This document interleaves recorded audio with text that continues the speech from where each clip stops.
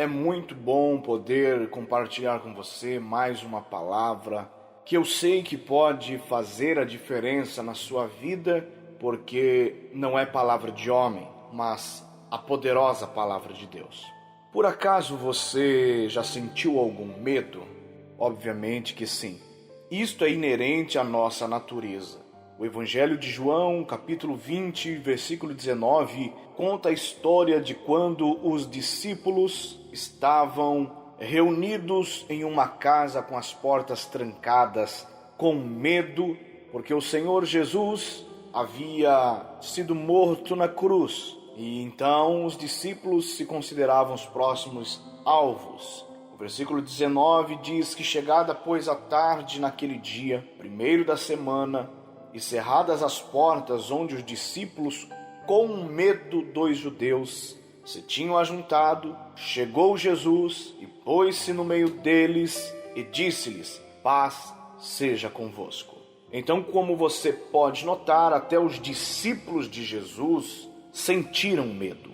Você já parou para se perguntar qual é a origem do medo? A palavra medo vem do grego phobos, onde se origina o termo fobia. Há quem diga que o pensamento é a origem do medo. Se não houvesse pensamento, não haveria medo. Sendo o pensamento a origem do medo, o ser humano, tornando-se um ser pensante, passou a sentir medo. Em Gênesis capítulo 3, quando Deus visitou o jardim no Éden para conversar com Adão, e Adão se escondeu por causa do pecado, quando Deus o encontrou, ele disse: ouvi a tua voz e tive medo. Então o primeiro homem sentiu medo. O medo surge de diversas formas: desconforto, preocupação, ansiedade, nervosismo, tensão, temor. O medo psicológico é sempre algo que poderá acontecer e não algo que esteja a acontecer no momento. Por isso a origem do medo é o pensamento. O medo parece ter muitas causas. Há o medo de perder, o medo de falhar, o medo de ser magoado, o medo de falar em público, o medo de dirigir um veículo, o medo de altura e o maior medo, o medo da morte. No entanto, o medo é o resultado da atividade mental mal direcionada. Portanto, quando a mente é direcionada para Deus, o medo se abranda ou nem surge. Para saber onde nasce o medo, devemos falar sobre a amígdala. A amígdala é uma pequena área do cérebro responsável por desencadear alertas em situações perigosas que nos fazem sentir medo. Um grupo de médicos da Universidade de Iowa, liderado pelo professor de psiquiatria John A. Wayne, realizou um estudo sobre uma mulher de 40 anos cuja amígdala foi danificada na adolescência por causa da doença de Urbach-Witt, identificada como SM. Esta mulher não sentiu nenhum medo em sua juventude, nem mesmo quando ela foi vítima de um assalto. Ela passou pelos mais variados testes, mas todos obtiveram um resultado nulo, desde tocar uma serpente até assistir filmes de terror. Ela não sentiu medo nenhum durante os testes. Então ela foi testada realizando uma inalação de dióxido de carbono. A dificuldade de respirar causou nela uma resposta rápida de pânico súbito e real, que a levou a gritar por ajuda. A conclusão do estudo foi que a amígdala está encarregada de nos alertar casos de perigo que vêm do exterior do corpo. Dos perigos que vêm do interior, se a amígdala estiver danificada, ela avisará a outras áreas do cérebro, como o tronco encefálico. Então, apesar de ser a amígdala que nos adverte dos perigos que estão por vir, agora sabemos que os perigos que surgem dentro do nosso corpo também provocam alertas em outras partes do nosso cérebro. O medo pode ser incômodo e paralisante, nós sabemos disso.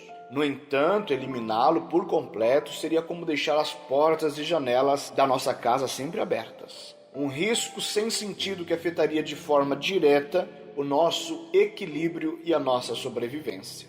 O medo controlado é necessário e até mesmo saudável. Essa emoção primária é muito benéfica ao ser humano, sempre quando mantemos um certo controle sobre ela. Contudo, no momento em que essa resposta assume o controle e desencadeia uma sucessão de tempestades químicas e mudanças fisiológicas no nosso organismo, então a história muda por completo. É prejudicial. É nesse momento em que damos lugar ao estresse, aos ataques de pânico e a um sequestro emocional, no qual ficamos subordinados a uma série de processos químicos e emocionais muito complexos. A amígdala, por sua vez, tem o mau hábito de não reparar nos detalhes.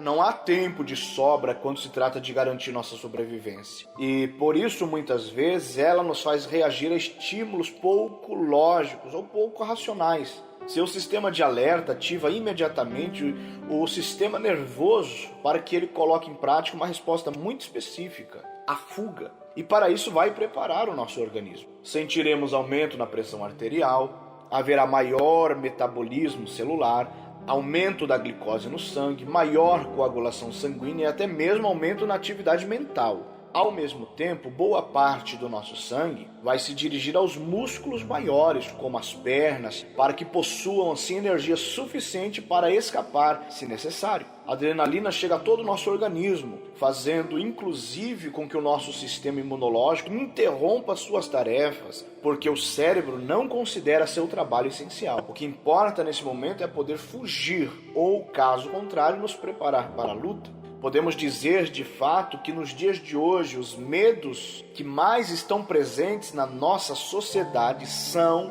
os que estão na nossa mente, os que não correspondem a predadores externos, mas a estas sombras internas das quais é tão difícil de escapar. No entanto, conseguir fazer isso é uma obrigação vital. Aristóteles disse: acho que é mais corajoso quem vence seus medos do que quem vence seus inimigos, porque a vitória mais difícil é sobre si mesmo. Quando você tem medo, você pode ficar ansioso, estressado ou até perder o sono. Você pode desenvolver um tique nervoso no olho, uma afta, você pode ter problemas cardíacos, estomacais. E com esses sintomas, você pode começar a se automedicar com cafeína, comida, bebidas energéticas, jogos de azar, sexo, álcool, drogas ou qualquer coisa que lhe traga um conforto momentâneo. Qualquer medo se esvai com a presença da luz. Amigo ouvinte, não é interessante que conforme a luz elétrica foi chegando nos interiores das cidades,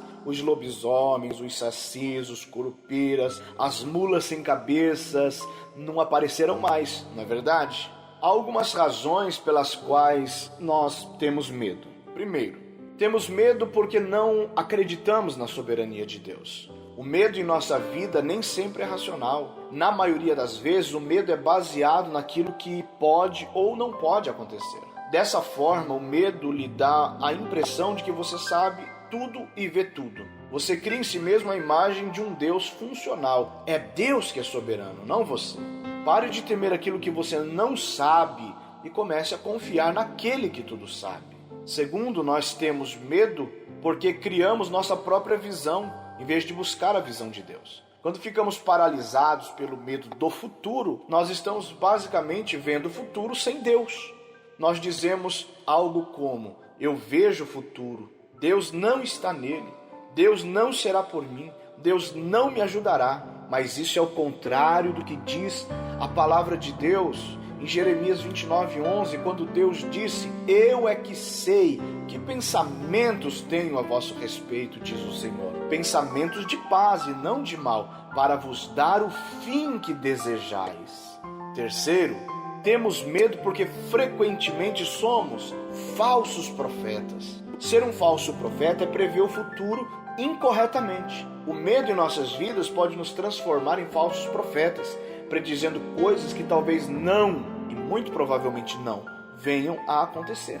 Isso muitas vezes não apenas afeta nós mesmos, mas também a outras pessoas em nossa vida, as quais influenciamos. Em vez de especular sobre o futuro desconhecido, nós devemos descansar nas palavras do Senhor Jesus em Lucas 12, versículo 22 até o versículo 31, que diz: por isso eu vos advirto, não andeis ansiosos pela vossa vida, quanto ao que haveis de comer, nem pelo vosso corpo, quanto ao que haveis de vestir, porque a vossa vida é mais do que o alimento, e o corpo mais que as vestes.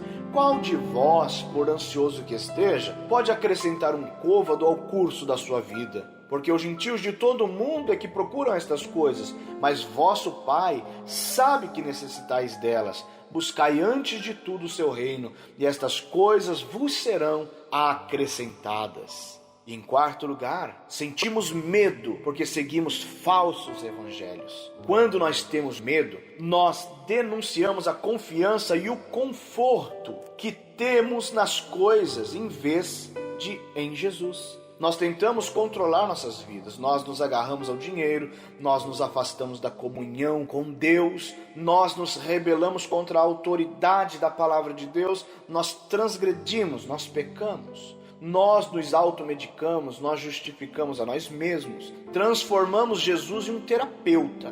Nós fazemos todas essas coisas para viver em uma visão do paraíso antes da ressurreição, criada em nossa própria imaginação. Esse é um falso evangelho. Portanto, coloque a sua esperança no Senhor Jesus. Saiba que quando o Senhor Jesus chega no ambiente do medo, Ele tira o medo, substituindo o medo pela paz. Ele disse aos seus discípulos quando ele chegou naquela casa onde todos estavam com medo: paz seja convosco. Em Jesus você pode ter paz. Procure no Senhor Jesus, que é o príncipe da paz, porque ele prometeu dar esta paz a todos quantos o buscassem. Se liberte desse medo, se livra dessa toxina terrível que domina a tua vida. O Senhor Jesus pode te ajudar. Deus te abençoe e um forte abraço.